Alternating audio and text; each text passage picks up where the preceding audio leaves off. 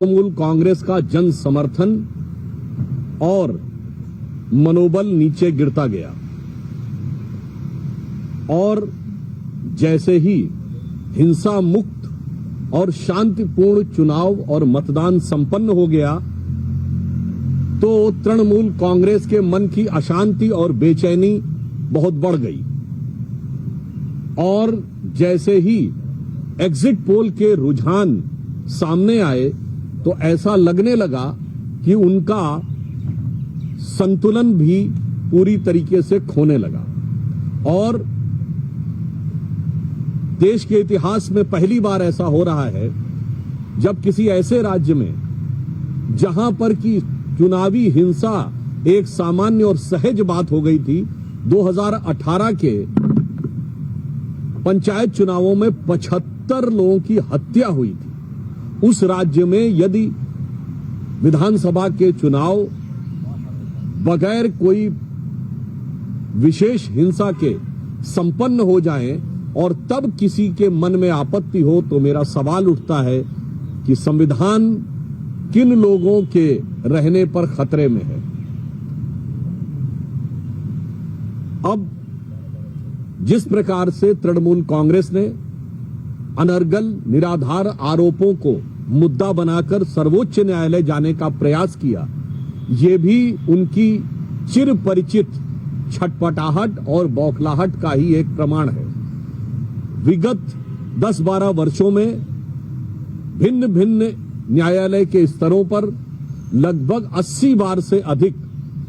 TMC court जा चुकी है और हर बार उसे मुंह की खानी पड़ी। सर्वोच्च न्यायालय ने भी आज स्पष्ट रूप से संवैधानिक दृष्टि से किसी चुनावी प्रक्रिया में हस्तक्षेप करने से की तृणमूल कांग्रेस की याचिका खारिज कर दी। उल्लेखनीय बात यह है कि श्री रामलला विराजमान के खिलाफ बाबरी मस्जिद एक्शन कमेटी का केस लड़ने वाले तमाम आतंकवादियों के प्रति सहानुभूति रखने वाले और तृणमूल कांग्रेस के प्रति राजनीतिक रूप से अभिभूत रहने वाले श्री कपिल सिब्बल जी की याचिका आज पूरी तरीके से खारिज कर दी गई। अब उनके मन में जो प्रश्न उठता था कि उनको अमुक केंद्र सरकार के कर्मचारियों पर भरोसा नहीं है, राज्य सरकार के कर्मचारियों पर भरोसा है, तो मैं ममता जी से कहना चाहता हूं आज भरोसे का सवाल आपके खुद के ऊपर है। जब आईपैक के ऊपर रेड हुई तो ये पहली बार ऐसा हुआ जबकि कोई मुख्यमंत्री स्वयं वहां पहुंच गई, अर्थात उनको अपनी पुलिस और अपनी राज्य सरकार की एजेंसी पर भरोसा नहीं था। पॉइंट नंबर 2, वो वहां पर खुद अंदर गई, अर्थात उनको अपने पर्सनल स्टाफ पर भी भरोसा नहीं था। पॉइंट नंबर 3, उन्होंने खुद उठाकर वो हरे रंग की फाइल अपने हाथ में रखी, अर्थात उनको अपने किसी निजी सहयोगी पर भी भरोसा नहीं था। तो जब भरोसा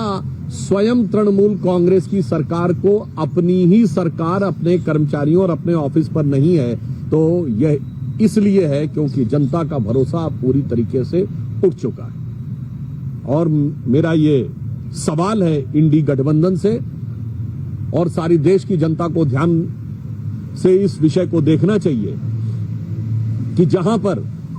शांतिपूर्ण मतदान होने पर, हिंसा मुक्त मतदान होने पे, हत्याएं न होने पर किसी को समस्या उत्पन्न हो रही है, इससे बहुत साफ है कि हिंसा, दबाव, भय और आतंक के आधार के ऊपर जो सत्ता बनाने का प्रयास था वह आज पूरी तरीके से भरभराता जा रहा है और संवैधानिक उपकरणों का इस प्रकार से दुरुपयोग करना और संवैधानिक संस्थाओं में बार बार जाकर न्यायालय को इतनी बार जाना,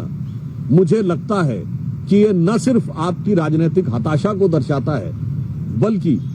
यह भी दर्शाता है कि संवैधानिक व्यवस्थाओं में आपकी आस्था नहीं है और उसका आप दुरुपयोग करना चाहते हैं। आज का जो सर्वोच्च न्यायालय का निर्णय है यह संवैधानिक दृष्टि से उपयुक्त और राजनैतिक और नैतिक दृष्टि से तृणमूल कांग्रेस के की मंशा के ऊपर एक गहरा गंभीर सवालिया निशान है। आज राज्यसभा के सांसद श्री संदीप पाठक जी के आवास पर पंजाब पुलिस ने जाकर रेड करने का प्रयास किया। हम यह सवाल पूछना चाहते हैं पंजाब से, जहां कानून व्यवस्था की स्थिति इतनी लचर है कि आपकी पुलिस न ड्रग वालों को पकड़ पा रही है, जहां पवित्र हरमिंदर साहब के गेट के ऊपर भी गोली चल जाती है, जहां पर पुलिस अधिकारियों के कार्यालय पर हमला हो जाता है और वहां पर नियंत्रण न करके आज जिस प्रकार से पाठक जी के आवास पर पंजाब पुलिस ने धावा बोला है, मेरा सवाल केजरीवाल जी से है कि इस तथाकथित नई राजनीति के अलंबरदार यह बताएं कि आपके राज्य में जहां कानून व्यवस्था सर्वाधिक ध्वस्त है और कल ही एक गंभीर आरोप पंजाब विधानसभा में विपक्ष के द्वारा लगाया गया कि मुख्यमंत्री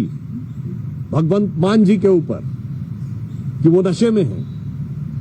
तो मैं आम आदमी पार्टी, पंजाब सरकार और विशेषकर केजरीवाल जी को यह स्पष्ट रूप से कहना चाहता हूं कि कागज का है लिबास, चरागों का शहर है। कागज का है लिबास, चरागों का शहर है। चलना संभल संभल के, क्योंकि तुम नशे में हो।